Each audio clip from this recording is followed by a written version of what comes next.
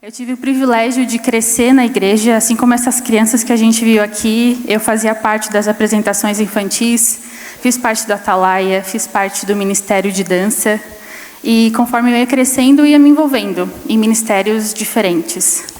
Eu também sempre vi os meus pais envolvidos em ministérios, o que mudou e moldou completamente a minha visão sobre servir a Deus e sobre servir as pessoas. Então, conforme eu fui crescendo, envolvida nas coisas da igreja, eu me lembro que aqui na igreja nós sempre recebemos missionários de fora. A gente sempre trouxe missionários para compartilhar sobre os seus ministérios, sobre tudo que Deus estava fazendo em diferentes lugares. E eu me recordo que sempre quando eu ouvia falar sobre missões, eu pensava que não era para mim. Eu achava muito legal, algo muito necessário, mas que eu ia abençoar através de oração, ou, se Deus permitisse, através de ajuda financeira. Mas eu nunca ia ir. E adivinha, Deus me levou.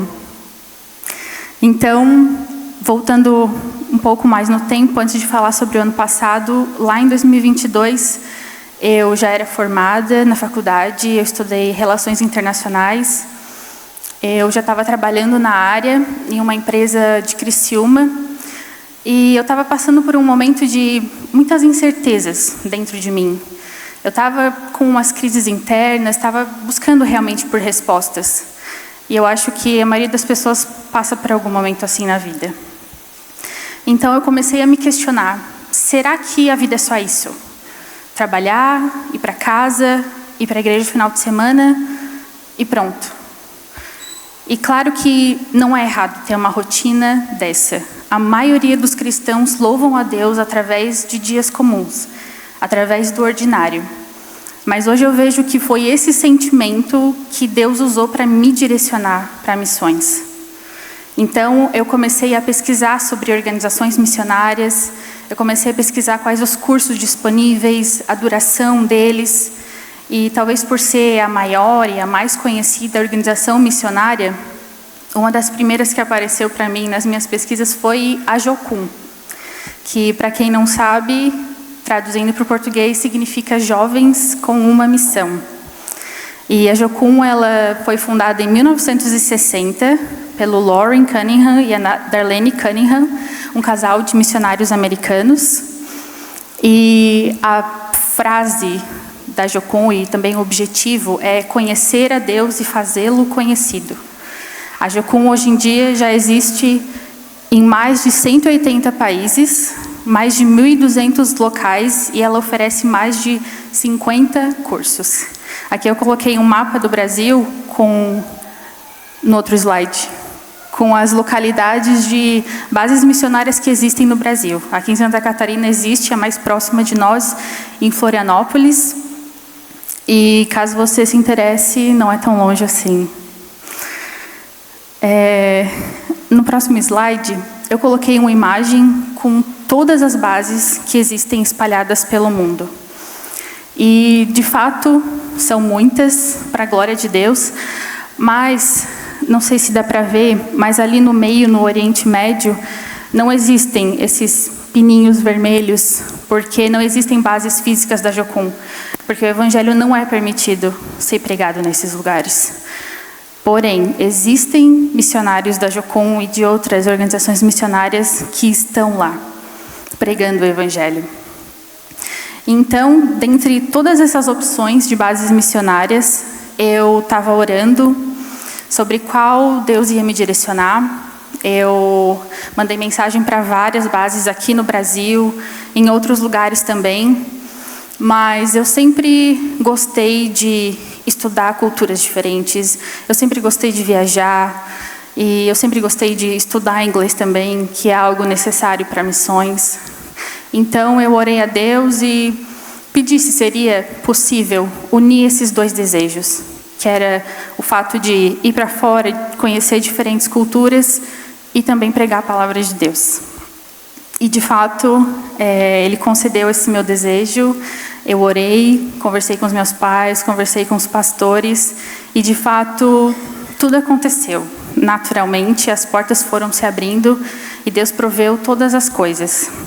Então, a base missionária que eu fui fica em Lausanne, na Suíça.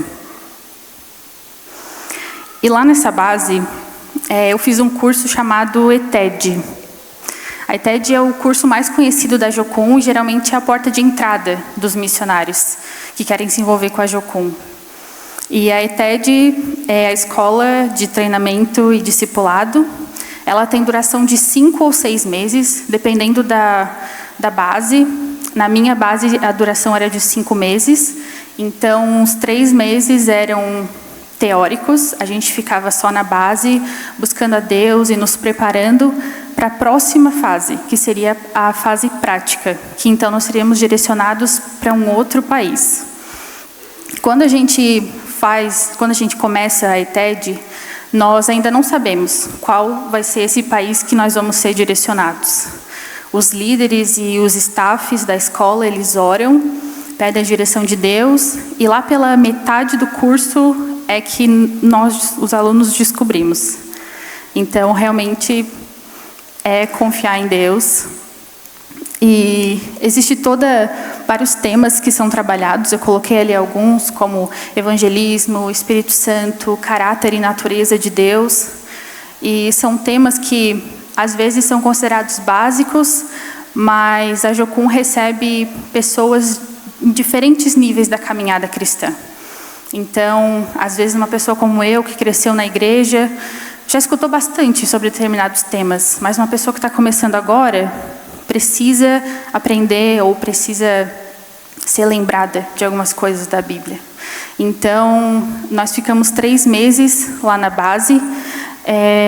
Essa é a minha turma. Acho que a foto está um pouco pequena, se quiser colocar alguma maior. Nós éramos todos os estudantes no total, nós éramos de 15 países diferentes. Tinham pessoas Estados Unidos, México, Canadá, Colômbia. De brasileira tinha eu e mais uma menina. Então, era uma diversidade gigante e foi uma experiência muito legal que realmente mudou a minha vida. Eu nunca imaginei conhecer pessoas de tantos lugares diferentes. E apesar dos desafios que é conviver em uma base com várias pessoas de lugares diferentes, Deus dá graça e as experiências são muito mais positivas do que negativas. Na base, a gente tinha a parte teórica, a parte de aulas, todos os dias de manhã. Então, toda semana vinha um preletor diferente e pregava sobre um tema específico para a gente.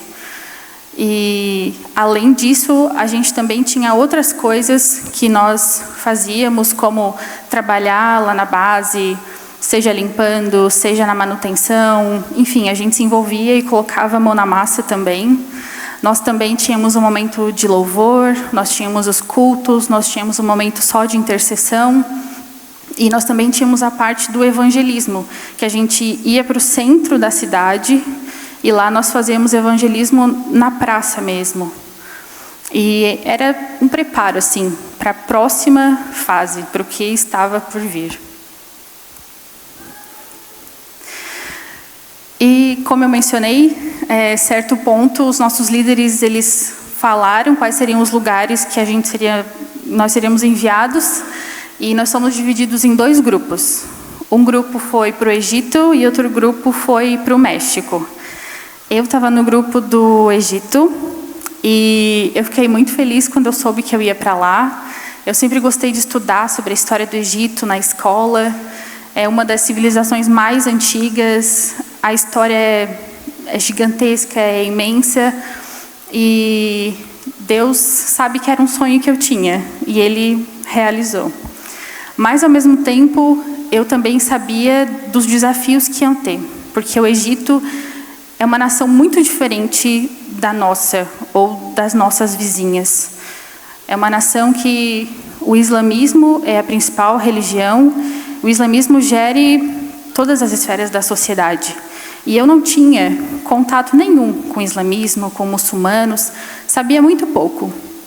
Então, eu sabia que Seria um desafio, mas nós nos preparamos, nós oramos muito e, pela graça de Deus, nós fomos. Eu coloquei ali no mapa, não sei se vai dar para ver, mas nós ficamos 7 semanas em Cairo, que é a capital do Egito, e 1 semana em Alexandria, que é uma cidade lá no mar Mediterrâneo. E o motivo da gente ter ficado só 1 semana em Alexandria é porque lá não existem tantos missionários quanto já existe no Cairo. No Cairo já é um ministério que a base lá de Lausanne já investe há vários anos. Então, nós já temos contatos lá, já temos missionários lá, pessoas que nos auxiliam, tradutores. E em Alexandria ainda é um ministério que está sendo formado. Eu coloquei ali um gráfico que fala sobre a questão da religião, que 90% do país é muçulmano e 9,9% é cristão, mas é o cristão ortodoxo, que é um pouco diferente do cristianismo que a gente vê e que a gente está acostumado aqui no Brasil. Ali eu coloquei alguns ministérios que a gente realizava lá, tanto em Cairo quanto em Alexandria. Nós íamos a escolas sudanesas, a visita a imigrantes sudaneses, visita a imigrantes sírios, visita ao orfanato, pregação, evangelismo, enfim, eram vários ministérios, a rotina era cheia, mas algo que eu queria mencionar e que talvez a maioria não sabe é que existe uma guerra no Sudão, que é um país vizinho do Egito, desde 2023. Então, muitos imigrantes foram para o Egito para fugir dessa guerra. E hoje, só em Cairo, existe 1,5 milhões de imigrantes vivendo lá. Então, também é uma comunidade muito grande e que a gente se envolveu. Por isso que ali a gente ia a escolas sudanesas, fomos a várias igrejas sudanesas. E, apesar de o meu grupo ter ido só para o Egito, eu considero que eu não fui só para lá, mas eu também fui para o Sudão, porque foi uma experiência muito próxima que a gente teve deles. E, infelizmente, lá no Egito, os sudaneses eles vivem em uma comunidade e é como se fosse uma mini cidade. Eles têm mercado, eles têm escola e isso, infelizmente, é por conta do racismo, do preconceito que eles enfrentam, da xenofobia. E era muito difícil quando a gente fazia visitas às casas desses imigrantes sudaneses e a gente ouvia as histórias, os relatos de pessoas que já vinham de uma realidade muito difícil, já tinham fugido do seu país em guerra, foram para um outro país e nesse outro país sofrem racismo, sofrem preconceito. Muitos egípcios não gostam nem de andar no mesmo lado da calçada que eles. Então, é algo muito, muito difícil de encarar, de ouvir, e até difícil dar uma palavra de conforto, um conselho. Mas Deus nos deu graça. Eu gostaria de falar melhor sobre alguns ministérios, e um deles que eu escolhi é o orfanato. Nós fizemos visita a esse orfanato semanalmente. Era um orfanato só de meninos, e eram cerca de 25 a 30 crianças. Então, nós preparávamos várias atividades para fazer lá com eles, desde músicas, jogos, brincadeiras.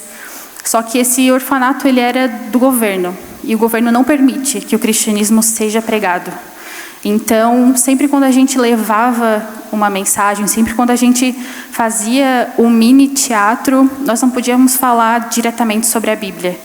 Então, a gente falava sobre valores cristãos, não diretamente sobre a Bíblia ou sobre as histórias da Bíblia. E foi a minha primeira experiência em um orfanato, eu nunca havia ido. E é uma realidade muito triste, é muito difícil ver esses meninos que são tão dóceis, são tão queridos e enfrentando o abandono tão cedo, né? Alguns estavam lá porque os pais estavam presos, outros porque os pais eram usuários de droga e outros porque os pais realmente abandonaram. Eu gostaria também de falar sobre os cultos que a gente participava. Todo domingo nós íamos em 1 ou 2 cultos, às vezes nós íamos nos cultos domingo de manhã e domingo à noite, às vezes era só em um período, mas nós fomos em diversas igrejas, tanto egípcias quanto sudanesas, e nós sempre fazíamos uma escala de pregação e de testemunho. Então, sempre um de nós levava a palavra e sempre também 2 pessoas levavam um testemunho. Eu preguei uma vez em uma igreja sudanesa, foi a minha primeira pregação, e eu nunca imaginei que ia ser no outro lado do mundo, em outro país, em outra língua, e com uma pessoa do meu lado traduzindo para o árabe. E eu coloquei um vídeo, não sei se vai dar para reproduzir, sobre um trechinho de um culto de uma igreja sudanesa, que é um povo africano e que tem um culto bem diferente do nosso. É um culto bem animado e esse culto em específico teve duração de 4h30. Então, vou colocar só um trechinho.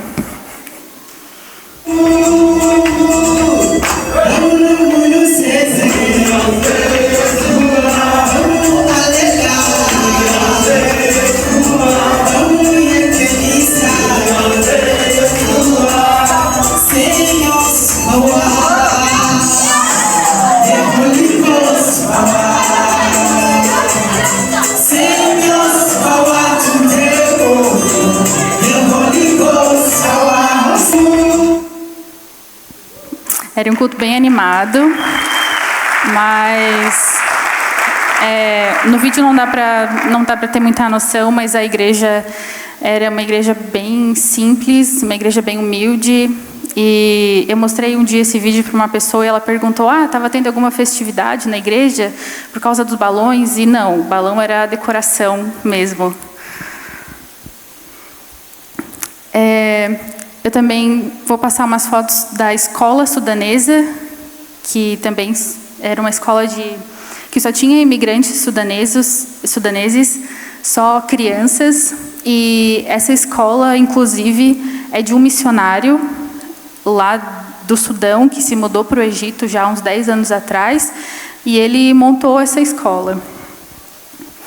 Essa escola, sendo cristã, a gente fazia atividades parecidas com as do orfanato, mas a diferença é que a gente podia falar mais sobre a palavra de Deus. Então, nós levávamos músicas cristãs, nós levávamos histórias da Bíblia, e depois a gente também aplicava, fazia uma atividade com base na mensagem que a gente pregou. Às vezes a gente falava sobre amizade, às vezes a gente falava sobre perdão, sobre amor, sobre alegria, enfim, eram temas diversos. E algo bem legal que a gente fez foi reformar essa escola. Ali a gente está sujo de tinta, porque a gente pintou todas as paredes. Era um ambiente bem humilde, bem sujo. Cairo fica no meio do deserto, então tem sempre areia por tudo que é lado. As crianças também, algumas fotos dá para ver, elas não tinham mesa, então elas faziam as atividades sentadas ou deitadas no chão. Então, nós mesmos os alunos que fomos para lá, a gente levantou um dinheiro e a gente deu para esse missionário que é dono da escola, e ele comprou mesas e cadeiras para essas crianças sentarem, fazer as atividades do jeito certo. E também a gente comprou um filtro de água, porque nem isso eles tinham. E, para falar a verdade, esse era o meu ministério favorito, apesar das dificuldades. Muitas vezes As crianças não levavam lanche, não tinham o que comer, então a gente levava para eles, fazia parte do nosso orçamento, né, comprar coisas e levar para eles, comprar comida. Então, apesar de todas as dificuldades que a gente ouvia, das crianças mais novas não, mas das crianças, né, um pouco mais velhas, ali no início da adolescência, às vezes elas compartilhavam sobre como que estava a família delas, os pais, a questão de desemprego, a questão do preconceito também. E era muito difícil escutar algumas histórias, mas eles sempre nos recebiam de braços abertos. Eles sempre eram muito queridos e muito amorosos. Então, foi uma experiência que, para mim, foi transformadora, porque eu já era acostumada com o ministério infantil aqui na igreja, só que lá eu pude ver um outro lado, que é bem diferente do daqui, mas também pude ver o amor de Deus em cada criança. Outro ministério que eu também queria pontuar é o evangelismo. Toda semana nós íamos para alguns parques que existiam na cidade, e daí a gente tinha mais contato com os locais, as pessoas que moravam lá, os egípcios. E sempre tinham muitos muçulmanos, principalmente mulheres, sentadas nos parques, fazendo piquenique. E a gente se aproximava, via se tinha abertura. Então, começava a conversar, a gente se apresentava. Eles gostavam bastante de ver pessoas diferentes, de ver turista. Então, a maioria deles eram bem abertos para escutar a gente. E nem todos davam liberdade, davam abertura para a gente falar sobre o Evangelho. Mas, às vezes que nós conseguíamos, sempre existiu respeito. Mesmo eles sendo muçulmanos, eles nos respeitavam e a gente também demonstrava respeito com eles também.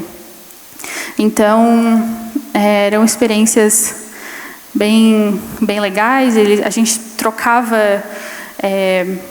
coisas assim da nossa cultura. Às vezes eles nos ensinavam uma dança, nos ensinavam uma música. E a questão da comunicação era bem difícil às vezes, porque no nosso grupo a gente se comunicava em inglês, mas nenhum de nós sabia árabe. Então a gente sempre tinha que ter um tradutor com a gente que fazia essa intermediação, e a partir disso a gente tentava ter uma conversa.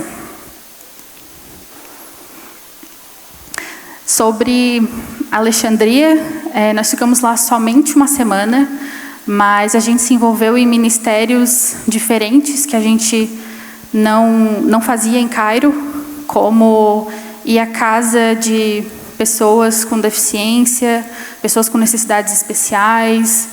Nós também fomos para um asilo de pessoas que estavam acamadas, pessoas assim que a gente via que já estavam no fim da vida. E teve um senhor que me marcou, que a gente só chegou para conversar com ele, e ele era daqueles senhores meio ranzinza. Ele não falou nada, ele só falou assim: vocês estão aqui para orar por nós, né? Só ora por mim, então. Daí a gente orou por ele e logo saiu, fomos para outro quarto. Mas lá a gente também fez evangelismo nas ruas. Lá também existe uma comunidade sudanesa, só que menor do que no Cairo. E também foi uma semana muito boa, muito legal. Sempre quando a gente se transportava de um lugar para o outro, de um ministério para o outro, era sempre numa van, bem apertada, sem ar-condicionado. E uma curiosidade, talvez, é que nós, por sermos muito diferentes das pessoas de lá, era sempre aconselhado a não andar sozinha ou não andar só um grupo de meninas, e sempre ter um menino com a gente. Então, isso também eu vejo que foi um trabalhar de Deus, não só em mim, mas em outras meninas, porque a independência foi lá para baixo. Então, tudo que eu fazia, ou tudo que eu e as meninas queríamos fazer, sempre tinha que levar um guri com a gente, mas era por questão de segurança. Outra curiosidade também, que a gente aprendeu antes mesmo de ir para lá, Nós tivemos várias instruções. A gente falou com uma missionária que é lá do Egito. Ela nos ensinou algumas palavras em árabe para a gente saber se comunicar. Quando nós íamos em igreja, as igrejas gostavam de receber a gente, então a gente se apresentava em árabe, falava o nosso nome, o país que a gente era. Às vezes a gente cantava uma música também que a gente aprendeu, que foi difícil, mas a gente aprendeu. E essa missionária ajudou bastante a gente com relação a essas adaptações à cultura. E só para não deixar vocês na curiosidade, uma das coisas que a gente aprendeu, que para a gente aqui é normal, mas que lá para eles é considerado falta de respeito, talvez, é que sempre quando as pessoas nos recebiam na casa delas, não é comum ter sofá como a gente tem hoje, sofá alto. Lá eles têm colchões no chão e as pessoas sentam nesses colchões.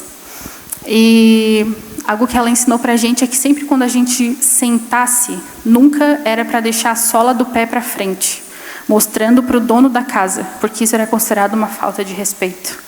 Então a gente sempre tinha que sentar e colocar a perna para o lado ou cruzar.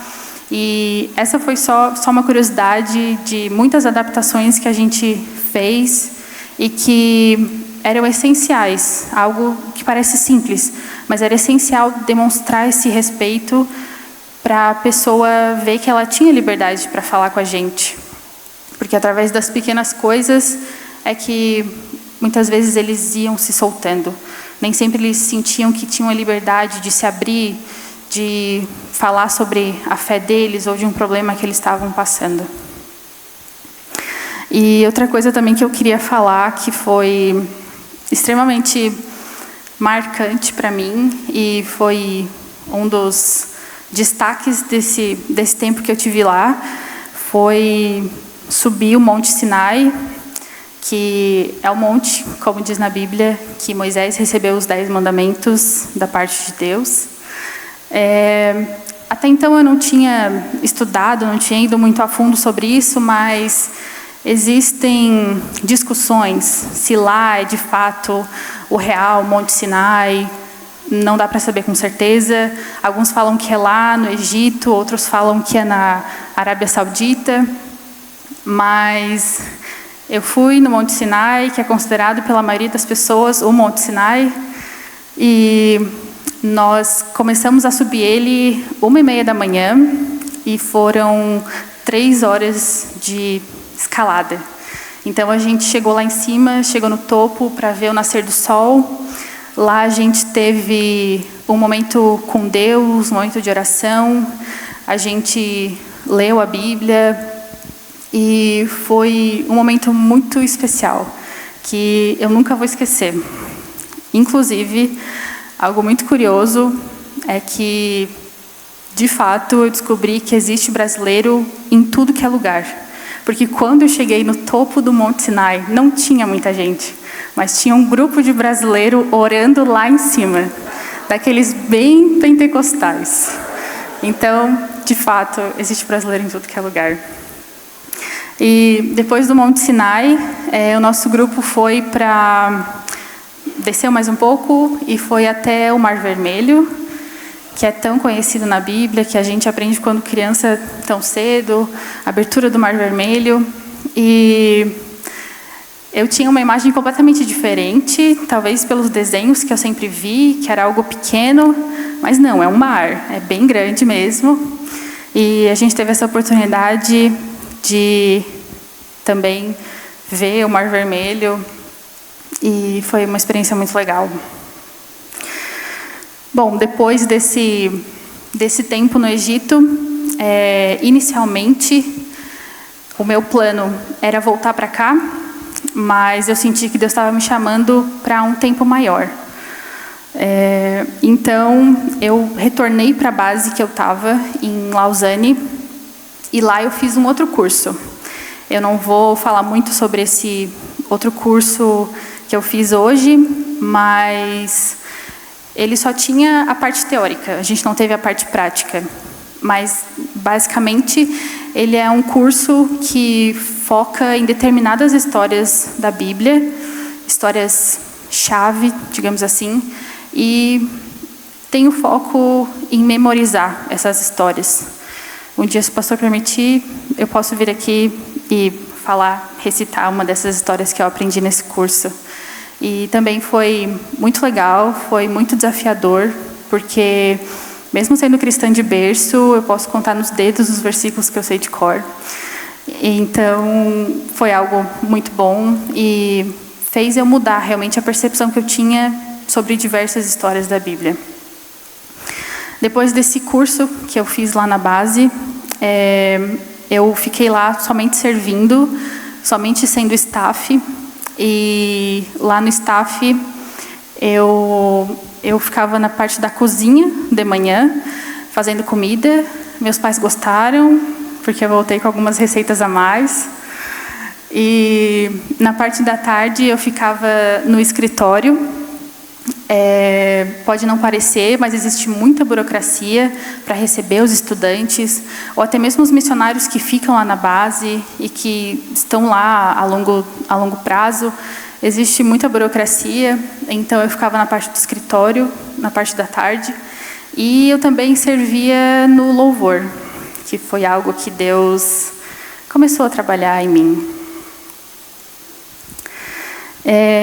Para encerrar, eu gostaria de ler um texto que é bem conhecido, principalmente quando se fala sobre missões, mas que é um mandamento de Jesus, não só para os discípulos da sua época, mas para nós hoje em dia também.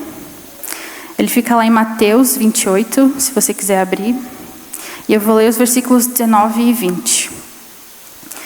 Esse trecho ele tem como título A Grande Comissão, que diz: Portanto, vão e façam discípulos de todas as nações, batizando-os em nome do Pai, e do Filho, e do Espírito Santo, ensinando-os a obedecer a tudo o que eu ordenei a vocês. E eu estarei sempre com vocês, até o fim dos tempos. Eu tive a oportunidade de pregar o Evangelho em diferentes lugares, em lugares bem opostos. E eu posso garantir que lá no norte da África, no Egito, os muçulmanos, os imigrantes, os sudaneses, os egípcios, eles precisam ouvir a palavra de Deus.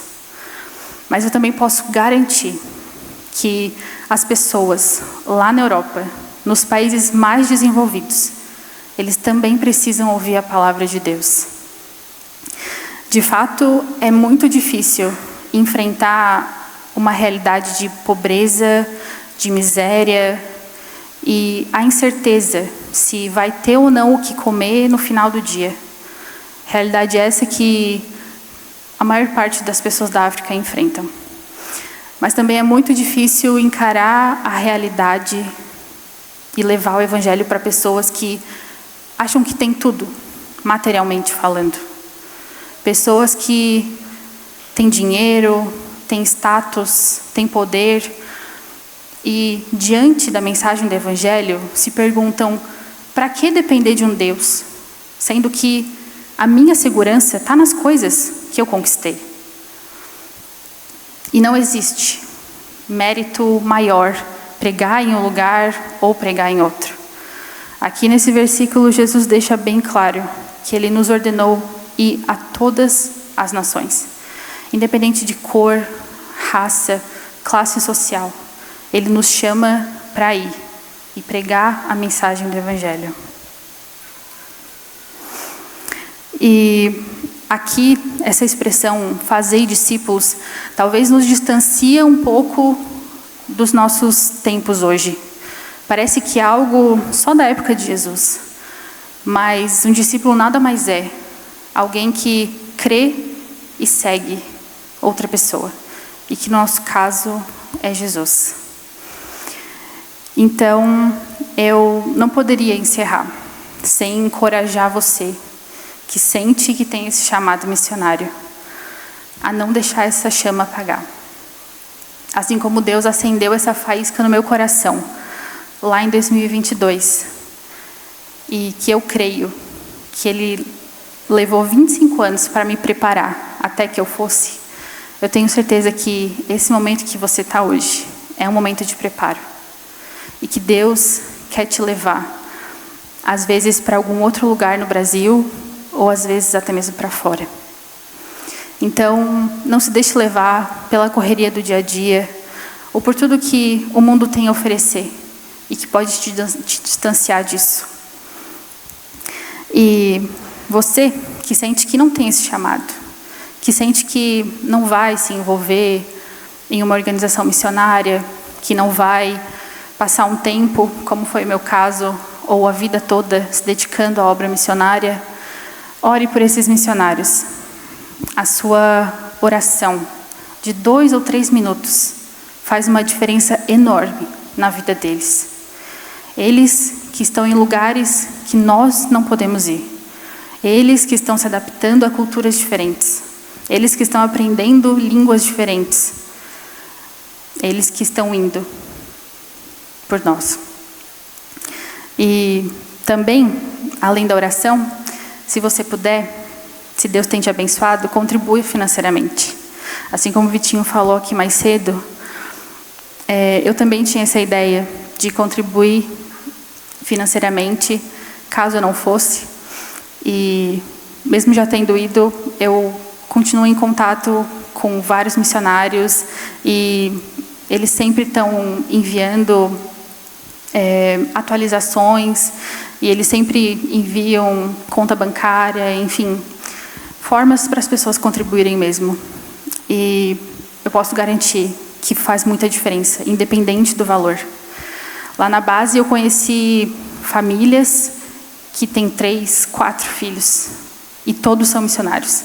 Eles não têm um emprego fixo, eles não têm certeza da quantia de valor que vai cair no final do mês, para eles pagar aluguel, para eles comprar comida e fazer coisas básicas. E conversar com eles sobre isso, sobre finanças, sobre essa dependência de Deus, é algo que chega a ser constrangedor. Tamanha fé que eles têm e confiança em Deus, de que Deus vai prover. E, de fato, são inúmeras histórias de que Deus proveu. Então, eu gostaria de só encerrar com algo que meus pais me lembraram hoje, que o meu tataravô, ele era um pastor e um missionário na Alemanha. Ele foi para diversos lugares e um desses destinos era o país de Camarões, na África. Lá ele teve um filho, o meu bisavô, que também seguiu os passos do seu pai, foi missionário e também pastor. E ele veio para cá na década de 30 e aqui ficou a maior parte da sua vida. E hoje, assim como a minha avó diz, eu continuo esse legado. E para a honra e glória de Deus, eu sou muito grata por essa experiência que eu tive, por poder vivenciar tantas coisas e por poder crescer tanto espiritualmente. Eu vou encerrar com um breve vídeo e depois o pastor Carlos vai assumir. Deus abençoe. Romanos capítulo 10.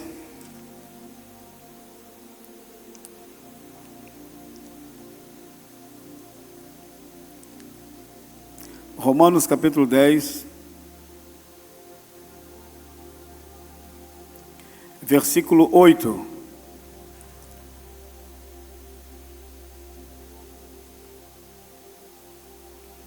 Romanos capítulo 10, versículo 8. Preste atenção, a palavra de Deus diz assim: porém que se diz, a palavra está perto de ti, está na tua boca e também no teu coração. Isto é, a palavra da fé que pregamos. Verso 9. Se com a tua boca confessares Jesus como Senhor e em seu coração creres que Deus o ressuscitou dentre os mortos, serás salvo. Porque com o coração se crê para a justiça, e com a boca se confessa a respeito da salvação. Porquanto a Escritura diz: todo aquele que crê não será confundido. Pois não há distinção entre judeu e grego, uma vez que o mesmo é o Senhor de todos, rico para com todos os que invocam. Porque todo aquele que invocar o nome do Senhor será salvo. Repete comigo bem alto essa porção da palavra de Deus. Porque todo aquele que invocar o nome do Senhor, fala bem alto, será salvo. Paulo então continua dizendo: mas como, porém, invocarão aquele em quem não creram? E como crerão naquele de quem nada ouviram? E como ouvirão se não há quem pregue? E como pregarão se não forem enviados? É como está escrito: quão formosos são os pés daqueles que anunciam coisas boas. Amém. Pode tomar assento em nome de Jesus. Fico muito grato a Deus pela vida da Rafaela, por ter esse tempo de experiência no campo missionário, além-mar, na experiência com outros povos, com outras nações, principalmente com pessoas que estão longe da sua pátria-mãe, como o Sudão. Tem uma guerra muito forte, não só lá, mas em vários lugares, principalmente do norte da África. A Rafaela ela esteve no norte da África, e o norte da África é um grande desafio missionário. É um grande desafio onde fica justamente naquele quadrante que os missiólogos chamam de janela 10x40. A janela 10x40 hoje é o lugar onde é menos evangelizado, né, e pega justamente os lugares onde, por incrível que pareça, a palavra de Deus foi pregada, nesses lugares ali, né? Ela falou em Alexandria. Só para você ter uma ideia, Alexandria foi a cidade que eles traduziram pela primeira vez a Bíblia do vernáculo hebraico para a língua grega. Foi justamente a Septuaginta, a Bíblia que o próprio Jesus Cristo também usou, né? E hoje todo aquele local, ele está, por conta da Revolução Islâmica, o norte da África todo, ele é islâmico. Então um grande desafio não só lá, mas como na cortina de bambu, que pega a Coreia do Norte e toda aquela região, né, na cortina de ferro, nos países comunistas, né? Então é um grande desafio missionário fazer missões neste local. Eu também já estive ali nesse lugar onde a Rafa falou.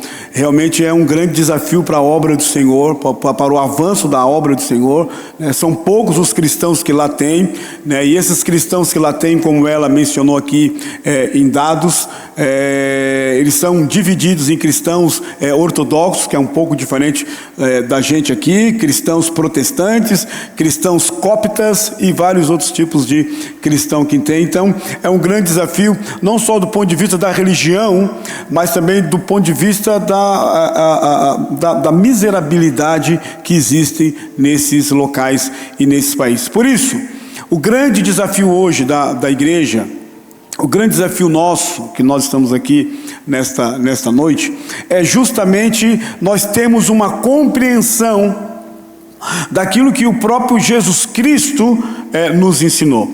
A Rafaela mencionou aqui aquilo que nós chamamos de a grande comissão. A comissão que Jesus Cristo deu para toda a igreja. Missões, ou evangelismo, ou falar de Jesus Cristo, ou testemunhar da fé, não é para alguns. é para toda a igreja. Toda a igreja é chamada por Deus. Toda a igreja é convocada por Deus para pregar o Evangelho. O Evangelho nada mais é do que as boas novas de Cristo. A palavra evangelion significa justamente isso. É quando nós levamos as boas notícias, as boas novas de um Deus que em Cristo se fez carne, e através disso ele então fez uma ponte entre o homem pecador, eu e você, com esse Deus eterno e santo, que é o nosso Deus. Por isso que Cristo falou: eu sou o caminho, a verdade e a vida. Ninguém vem ao Pai se não for por mim. E quando o apóstolo Paulo, também abastecido por esta palavra de Cristo, essas foram as últimas palavras que Jesus Cristo falou. Jesus Cristo falou, Mateus capítulo 28, ele disse: ide por todo o mundo e pregai o Evangelho, ou seja, aquilo que ele ensinou, que está no Evangelho. Fazei discípulos matateus, ou seja, pessoas que vão aprender, fazei discípulos de todas as nações, e batizam eles em nome do Pai, do Filho e do Espírito Santo. É o batismo trinitário que nós cremos. E o apóstolo Paulo, ele compreendeu isso quando ele escreve a sua carta aos Romanos, que é uma carta muito, muito interessante do ponto de vista da doutrina. Paulo abre uma fresta, uma janela para todos nós que estamos aqui nesta noite, para que nós tenhamos também uma consciência. Tem gente que Deus vai mandar além mar. Tem gente que Deus vai mandar para o outro lado do mundo, como a gente conhece, para pregar o Evangelho, aprender a antropologia do povo, aprender a linguística e levar o Evangelho para as pessoas que não têm a Bíblia ainda traduzida na sua língua, que não conhecem os referenciais cristãos, ou seja, Cristo como Senhor. Então tem muitas pessoas que Deus vai enviar, por isso várias missões que existem hoje. A Rafa falou aqui da Jocum, Lori Cunningham, que teve aquela visão quando ele estava na sua casa há muitos anos atrás, década de 60, e ele viu águas invadindo o continente, águas invadindo o planeta Terra, só porque não era águas como a água que eu tenho aqui. Essas águas eram jovens que estavam invadindo vários países. Então ele compreendeu que tinha que iniciar a Jocum, jovens com uma missão que tem em várias partes do mundo, como a MIAF, missão para o interior da África, como o Wycliffe, também várias missões que estão todas trabalhando em prol do reino de Deus em outras nações. Mas também, se Deus me envia para o outro lado do mundo, Deus também me envia para o outro lado da calçada, para o outro lado do meu muro. Ali eu tenho o meu vizinho. Do outro lado da calçada eu tenho meu vizinho. Na cidade eu tenho pessoas. E eu preciso anunciar esse Evangelho. Eu preciso pregar esse Evangelho. Eu preciso mostrar para as pessoas que o sentido real de vida, como a Rafaela aqui falou, ela usou dois polos diferentes. Ela usou a miserabilidade do norte da África na questão financeira, na questão tecnológica, na questão onde as pessoas estão no exílio, e por isso uma pobreza muito complicada, doída até, mas também ela mostrou, por exemplo, na Europa. Uma das coisas que me chamou muita atenção também, eu e a Cida, quando nós estivemos na Europa agora, a Europa ela está descristianizada. A Europa ela precisa ser reevangelizada. Por quê? Porque as pessoas colocaram outro Deus no lugar do Deus verdadeiro. E outro Deus qual é? É a minha condição financeira, é o meu bem-estar. Eu tenho a minha casa, eu tenho o meu carro, eu tenho o meu dinheiro, eu tenho o meu emprego, eu tenho saúde. Eu não preciso de Deus.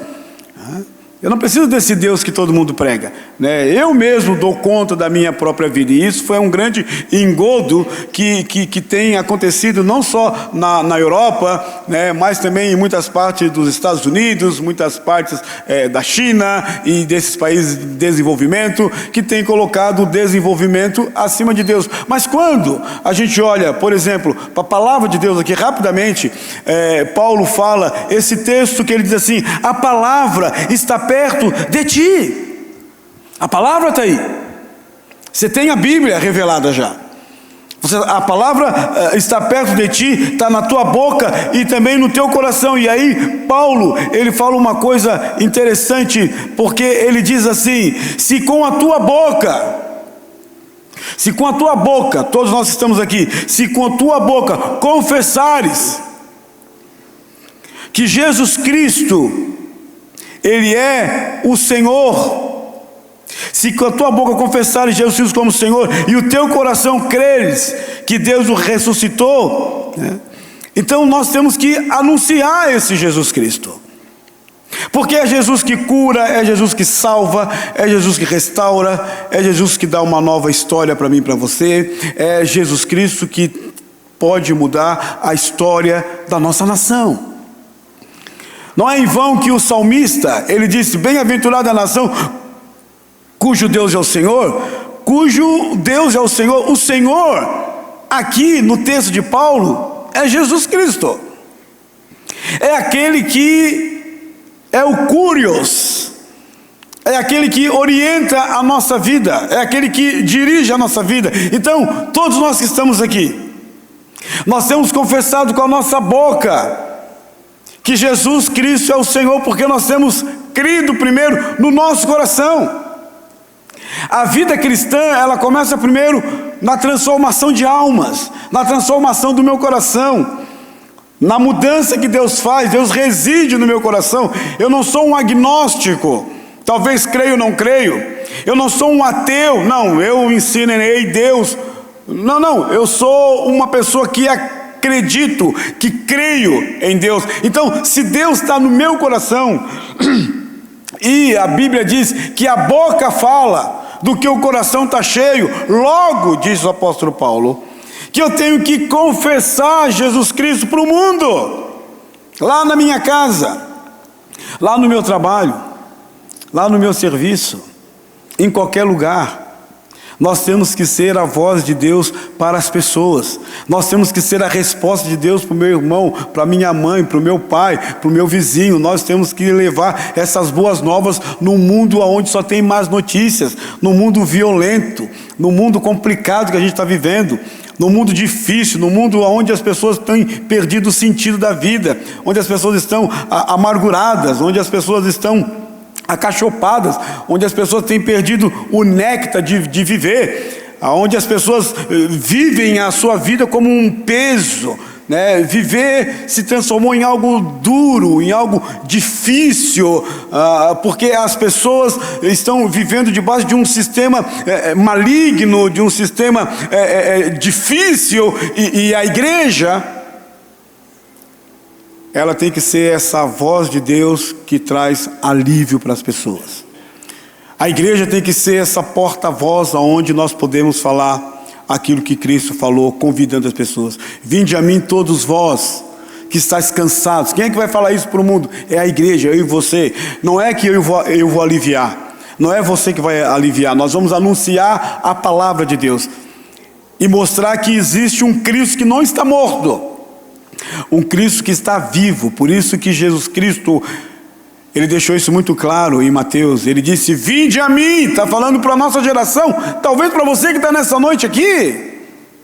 Vinde a mim todos vós que estáis cansados e sobrecarregados. Há uma carga a mais aí, na alma, no coração, na mente, na vida, na criação dos filhos, no relacionamento conjugal. Todos vós que estáis cansados e sobrecarregados, e eu vos aliviarei. Por quê? Porque o fardo dele é leve. As pessoas vivem hoje um fardo pesado, esmagador, triturante. A igreja é a única comunidade que tem a boa notícia. A boa notícia não está em outro lugar, a não ser na tutela da igreja que Cristo estabeleceu na terra.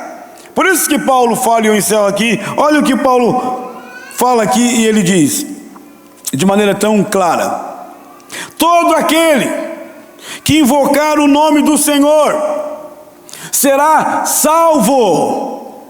Aleluia. Mas como é que eles vão ser salvos? Paulo diz: como porém invocarão aquele em quem não creram? Como que as pessoas aí fora vão crer em Deus? Se você ler um pouquinho a mais, você vai perceber que a fé, disse o apóstolo Paulo aqui nesse texto, a fé, ela não vem por osmose, por pensamento positivo, por experiência. A fé, diz Paulo aqui, ela vem pelo ouvir, e o ouvir a palavra de Deus. Então, quando eu prego a palavra de Deus, quando eu convido alguém para vir na igreja, quando eu convido o meu vizinho para ouvir Jesus Cristo aqui na igreja, quando eu convido alguém para sentar nesses bancos aqui, eu estou sendo um missionário, eu estou sendo um instrumento de Deus para abençoar milhares de vidas. Mas como que essas pessoas vão ouvir se eu não quero pregar? Se eu vivo só a minha vida, como a Rafa que falou, quando ela estava trabalhando lá na área dela de relações internacionais, ela disse: será que a vida é só isso? Será que é só casa, trabalho e igreja e ganhar dinheiro e ter carro? Será que é só isso? Também é isso, mas ela pode ser um pouco além. Como disse o missionário que ficou 40 anos em Cuba, Siegfried Ziels, a vida vai um pouco além. Então nós temos que pregar com sabedoria, pregar com autoridade, anunciar o evangelho, ser um evangelista nato, coisa que tem faltado hoje para muitas pessoas. Pregar o evangelho, onde quer que você vá, não tenha medo de pregar o evangelho. As pessoas estão abertas para o evangelho, as pessoas querem Jesus Cristo. As pessoas têm ouvido más notícias de muitos pastores e líderes que estão fazendo coisas que Deus não aprova, mas as pessoas estão abertas a ouvir o evangelho de Jesus Cristo. E quem vai pregar? Você e eu. Através da nossa vida, através da nossa boca, através da nossa atitude. As pessoas vão olhar para nós e vão dizer: esse aí, essa, aquele lá, eles são servos de Deus. E Paulo fala assim: como porém invocarão aquele que não creram? E como crerão naquele de que nada ouviram? Nós temos que pregar. As pessoas têm que ouvir sobre essa fé, sobre essa esperança. As pessoas têm que ouvir: irmão, tem esperança para a tua vida, tem esperança para o teu casamento, tem esperança de salvação. Deus não está morto, Deus está vivo, Jesus Cristo está aqui no nosso meio. As pessoas têm que ouvir essa esperança que eu e você devemos pregar. O apóstolo Paulo, ele fala isso de maneira tão clara aqui para nós. E como ouvirão se não há quem pregue? Pregar aqui não é como eu estou pregando aqui. Pregar é você falar do amor de Deus na hora certa, lá no seu serviço, no seu trabalho, na sua casa, para o seu filho. Pregar o evangelho. Anunciar que Jesus é bom, anunciar que Jesus restaura, cura, salva. Pregue. E como pregarão se não forem enviados? Então Deus já nos enviou, na verdade. Você não precisa de um grande chamado. Rafa teve uma direção para ir para lá, ok. Mas você e eu não precisamos de um grande chamado para pregar o evangelho. Nós precisamos, sabe do quê? De obediência. O grande chamado de Deus é eu obedecer aquilo que Ele já falou. Prega o evangelho lá para o teu vizinho, lá no teu apartamento, lá na tua universidade. É lá que você vai pregar. Mas como é que eu fico? Eu vou pregar e não vai ajudar. A nós cabe evangelizar e pregar o evangelho. A Deus poderoso cabe transformar o coração da pessoa. Nós pregamos até o ouvido, disse o Martinho Lutero. Quem transforma o coração é o Espírito Santo de Deus. Foi assim com você? Foi assim comigo? E vai ser sempre assim até a volta de Cristo. Nós devemos anunciar o evangelho. Quem transforma é o Espírito Santo de Deus. Então Paulo acaba dizendo uma frase muito linda, pegou lá de Provérbios e colocou aqui na epístola. Ele disse: quão formosos são os pés daqueles que pregam o Evangelho. Quão maravilhoso é ver um homem, uma mulher, um jovem, um adolescente, um ancião que prega o Evangelho para outras pessoas, que fala: Jesus Cristo é o mesmo ontem, hoje e sempre será, que continua anunciando essa boa nova maravilhosa. Aquilo que nós vimos aqui, isso foi só um pedaço do que está acontecendo no mundo. Eu recebi aqui agora, ó, veio direto para a igreja ADI. Está aqui escrito: os cristãos de Bangladesh mandam essa carta para a igreja ADI. Está aqui, para a igreja ADI. O que eles querem? Nós queremos construir uma igreja lá na África e não temos condições. Será que a igreja pode ajudar? Aí está aqui o boleto. Aí amanhã a nossa igreja aqui vai pagar esse boleto e nós vamos ser participantes de construir uma igreja lá na África, lá em Bangladesh. Está aqui as mulheres de Bangladesh que estão sendo perseguidas e mortas porque não podem pregar o Evangelho lá naquele lugar. Está aqui o testemunho delas, como o testemunho de Janira. Chegou para mim ontem isso aqui. Janira, Missões Portas Abertas, é a missão que trabalha com a igreja perseguida. Janira aceitou Jesus Cristo na comunidade dela islâmica em Bangladesh. Jesus entrou no coração dela e ela começou a pregar o Evangelho para aquelas mulheres ali naquele local.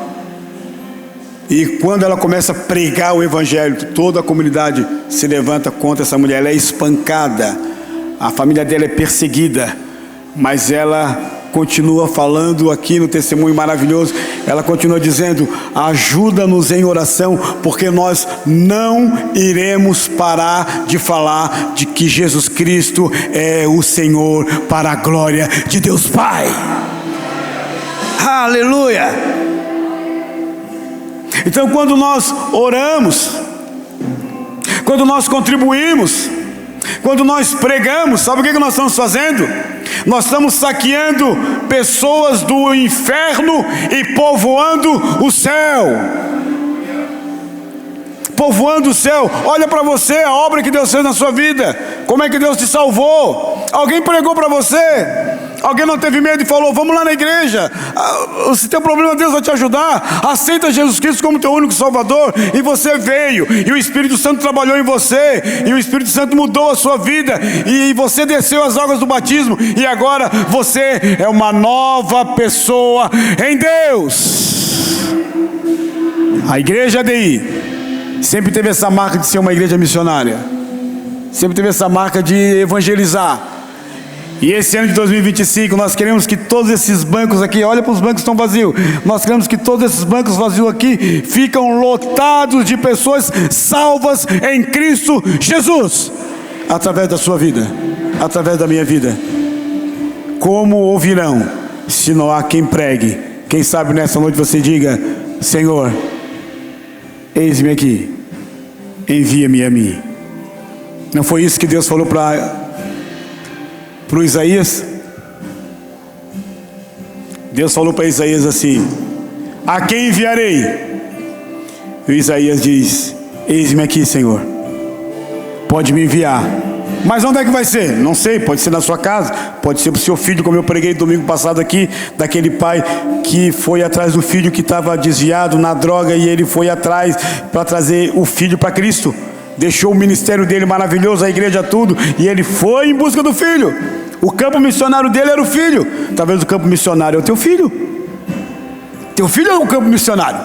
A tua esposa é o campo missionário. A tua mãe, teu pai, teu primo, teu vizinho, teu amigo, a pessoa que você conhece é o campo missionário. É ali que você vai anunciar, pregar. É ali que você vai ver a glória de Deus. Deus restaurando, curando, fortalecendo, abençoando. É ali. Aleluia. Vamos colocar em pé em nome de Jesus. Vamos aplaudir o Senhor pela vida da nossa irmã Rafaela.